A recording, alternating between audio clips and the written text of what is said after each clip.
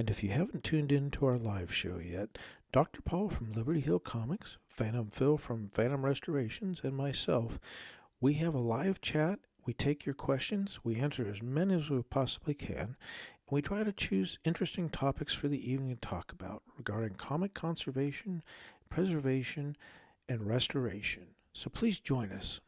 Thanks a lot. Thanks for watching. We're back with our Wonderworld 9, and as you saw in the previous video, we addressed the second wrap. Well, today we are going to take a look at a few other things here. The cover, and I did this off camera. I apologize for that. It was just a lot of work to separate the glue and a lot of scraping, so I'm going to let you visualize that. But the cover is in two halves. So it's been cleaned. The glue has been removed from the edges, so that's set up good. We still have to do the pencil mark. I may leave that there. It's not harmful, and I may just be doing more harm than good trying to remove the pencil. So we'll go ahead and leave that. Okay, on the back cover, we have, it's nice and clean as well. It's got a lot of missing paper. We're going to address these things. We're going to clean this, and we're going to do some leaf casting, which I'll talk about shortly. That brings us to our number one wrap. So here's our first page. Now, this particular wrap is the one that was attached to the cover pieces. I'm going to be very careful here in picking these up. So, as you can see, there's a lot of paper missing. So if I line that up out here, and this is the number 3 wrap that we've been looking at underneath, there is quite a bit of material missing, which we will have to fill in. So that is today's project. So we're going to work on the wraps, in particular this first wrap. We'll get the halves back together. If we have time, we'll work on the cover wrap. Now here's where we left off last time. So we have our number 3 wrap, page 3. So looking at this, we have a lot of cracks and gaps. Let me go ahead and lower the camera in. So looking at this, the page is separated due to it's incredibly brittle. So I'm going to be very gentle as we go through here. We have our staple hole, and the split continues all the way through here. This page is almost ready to just be completely split. Here's our second staple hole there. And then finally we have this area down here. It's very thin, it's very brittle, and all of this will be filled in with material, and we'll bond everything together. So we have a few chips and some corners missing out of the top. So I'll walk you through the stages of this particular page, along with the others. So when we're leaf casting, we're essentially taking material and we're going to fill in all the gaps, and we'll pull them in, and they will be bonded to the original paper. Now, this process is called hydrogen bonding, and this is basically an essential part of paper making. You see, in paper making, the cellulose, which is plant fibers, has hydroxyl groups that form hydrogen bonds with its neighboring fibers. When water is added, it helps separate and expose these fibers, and as the fibers dry, the hydroxyl groups, from different fibers come in contact and form hydrogen bonds. And what this basically does is basically interlocks and, forms a handshake, so to speak, holding the fibers tightly together. Now, this forms a network of hydrogen bonds, creating, basically a strong cohesive paper. So, which is exactly what we want. So the hydrogen bonding is very important. So people ask, can this be speeded up? Yes, through heat. However, in my own discoveries and in the course of talking with some of my expert peers, the introduction of heat actually will weaken the bonds. So what we want to do is we're going to do the hydrogen bonding, we're going to do the leaf casting. However, we are going to go ahead and let it do a natural dry. This is going to be a little bit more time consuming than what you're used to and what you've seen me do in some of the other videos, but all in all, I want that strong hydrogen bond. Now, we're going to be using the paper fill. It's going to be a slurry, and it's made up of different types of paper. Today, we're going to be using some original material, as well as Abaca. And Abaca is probably one of the strongest paper fibers out there. It's a longer fiber, but it gives a lot of added strength. And this is going to be the first time we're going to use this particular fiber. Talking to some of my peers, they seem to like it. It's a little bit harder to work with, but we're going to make it work today. So what you're looking at right now is the top of the grid of our vacuum table that we're using to do the leaf casting today. Now there's two types of ways to do this. There's with a vacuum table as we're using today, but there's also a full submersion leaf casting machine, which I am working on right now, but it's not ready for prime time. So we're going to go ahead and do this method today. So the first thing we're going to do is we need to get our wrap wet. So we have our tray, and instead of using Hollytex today, I am actually using a piece of silkscreen. This works well with the vacuum table. So we'll bring our wrap over here, and we're gonna basically, it's like I said, it's very brittle. So we're gonna lay it down here. Now, as you can see, it still has this general shape and form. And what we're going to do with this is we're going to take a second sheet of the silk screen, lay it over the top, and make a sandwich out of it. Okay, because we're going to be working with a wet wrap. So with this, we'll take calcium hydroxide. I have 400 milliliters here. And all we need to do is we're going to get this wet. So we'll just let it soak in here.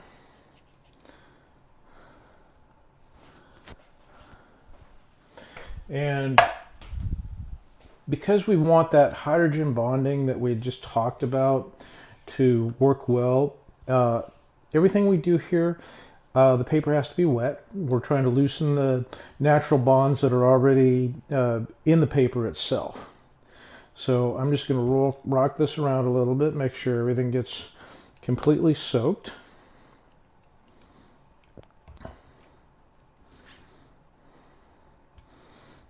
Okay. Now, because the vacuum table is powered by a shop vac, I will turn off the volume so you don't have to listen to it while we work, and then I will narrate over it after it's done. Okay, this looks great. Let me move it off camera. Now, what I'm doing right now is I'm actually picking up the sandwich between the two silk wraps. I'm going to bring it over here, and I'm just going to center it on the table like this, because I want a little bit of gap. We need to let the vacuum pull all the air through here.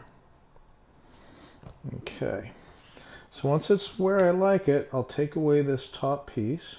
Oops. Take away the top piece. There we go. Nice and gentle, and just roll it backwards here. And I'll set this off to the side. It'll be used later after the process is done. Now with this, now we have a wet wrap, right? So we're going to be very, very careful how we do this. Now I want to make sure this crack gets filled in.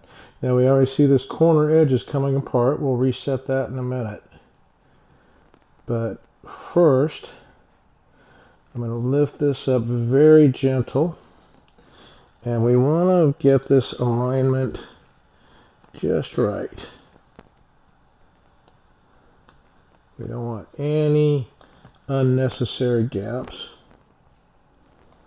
That looks pretty good there. We do want some gap, not a lot though, because that gap needs to be filled in with new paper fiber.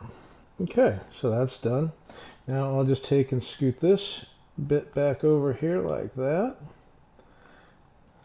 Okay, now we're ready for the vacuum. So we start out with putting the vacuum on a low setting so I can manipulate a little bit. As you can see, the silk fabric is pulled a little ridge there, but that's not a problem with what we're going to do today. So we're working on that center section.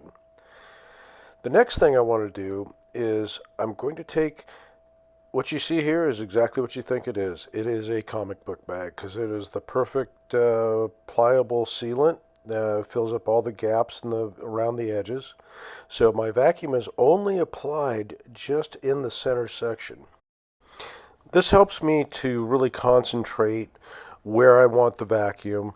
If I'm going to work on the edges or on the corners, I'll cover up the center section and pull the vacuum in through those areas. But right now, we're all set up. This looks like a good layout. The pieces are in place, so let's go ahead and apply the full vacuum to it, and then we'll go ahead and start adding to the solution. Now I'm using a 50 milliliter syringe with the pulp solution inside. What I'm doing here is I'm putting a little spot at the top to fill in that one gap, and then I slowly just bring this through. Not putting a bunch of slurry out. I just want it to get sucked down into that center section. As you can see, the vacuum is pulling it in.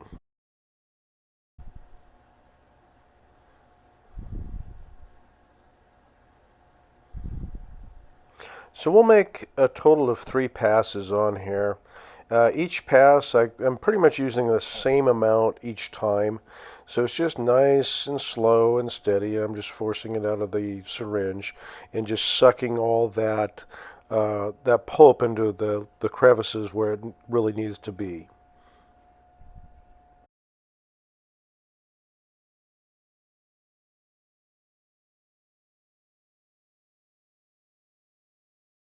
Now I'm going to take another piece of silkscreen here and I'm just going to lay it over the top, and I'm going to use it to manipulate the pulp and just flatten it out with my fingers.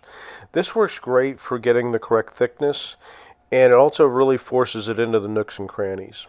From here, we're going to take it and let it dry overnight, and we'll come back and take a look at it. Okay, so here's our finished wrap.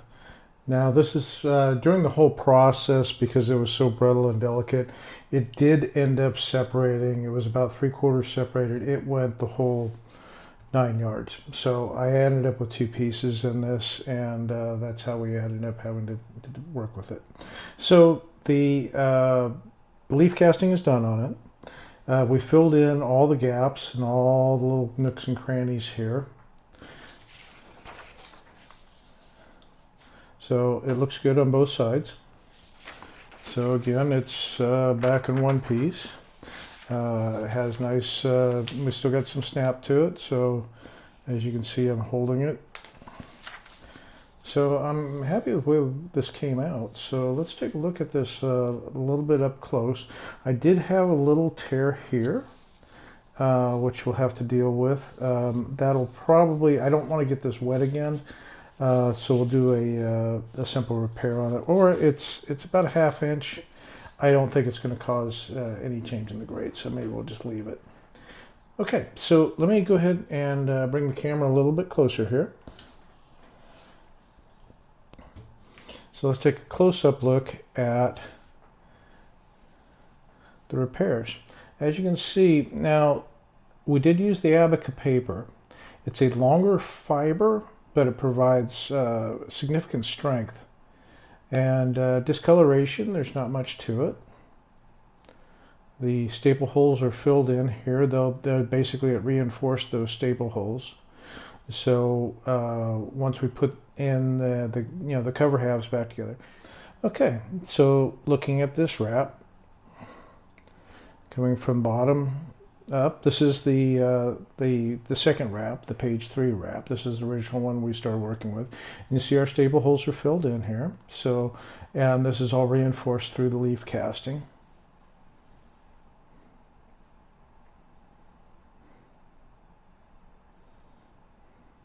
Now with the abaca fibers, it does make for a longer fiber, but it's a higher strength. A little bit more difficult to work with. You can see up here. It's a little bit more of a rougher texture, not too bad. It is smooth throughout. Let's flip this over. And then on the opposite side here, I did do a fill from a leaf cast from both sides, which is not totally uncommon nowadays when we're doing leaf casting. So it just adds to the strength of the bond all the way through here. So all in all, I'm happy way this wrap came out. This, because it ultimately did end up splitting in two, I'm happy with the way it came out. So now we're going to move on to our next wrap, which will be the primary wrap, the number 1 wrap. Now this is the one that was glued to the two cover halves, and as you can see, we're still waiting to join these two back up. So here's what we have. So this has got a significant, like I said earlier in the video, this has a significant gap. It's going to be something probably about like this. Just have a little gap here where the pages, they sort of still line up a little bit. There we go. So we'll get it squared as much as we can. And on the vacuum table, this makes it a lot easier to work with because we can align things. So, and then we're going to go ahead and fill all of this in from both sides and fill up get this corner up here. And I think that'll be about it for this. But this is, like I said, this is a primary wrap, so we want this one to be nice and strong. All right, let's get to it. Okay, so here we are once again. We've got our wrap in the tray. We're going to go ahead. It's on the silk screen. I'll go ahead and lay the second piece over here. Once these are all wet, I'll rejoin everything and line it all up. But for right now, we're just going to soak this in calcium hydroxide, let it uptake everything. To where it's all nice and damp. This stuff does work somewhat like a sponge. Now, sometimes it's slow, depends on the amount of sizing left in here. And books this old, this is an 80-year-old book. So this is from 1940. Actually, so it's more than 80 years old. So we'll go ahead and get these things lined up. As you can see, I'm manipulating it underneath the silk screen. So this all looks good. So let's go ahead and drain this out, then we'll transfer it over to the vacuum table. Okay. So I'm going to use this right side as an alignment page, and then let's go ahead and take this top silk screen off. And we'll set this aside. So now, just like last time, I'm going to go ahead and very carefully peel up this wet page. And, as my friend Rick Morgan at Immaculate Comics would say, wet paper is weak paper. So I'm going to go ahead and just kind of drag this along this edge so we can align everything. And then I'm going to take a straight edge and double check everything. So this looks pretty good. Let me get this to lay down exactly flat. And we'll turn the vacuum table on after we've double checked everything.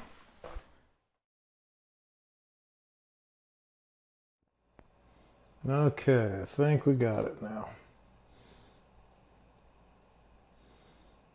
One last final check. Measure this out.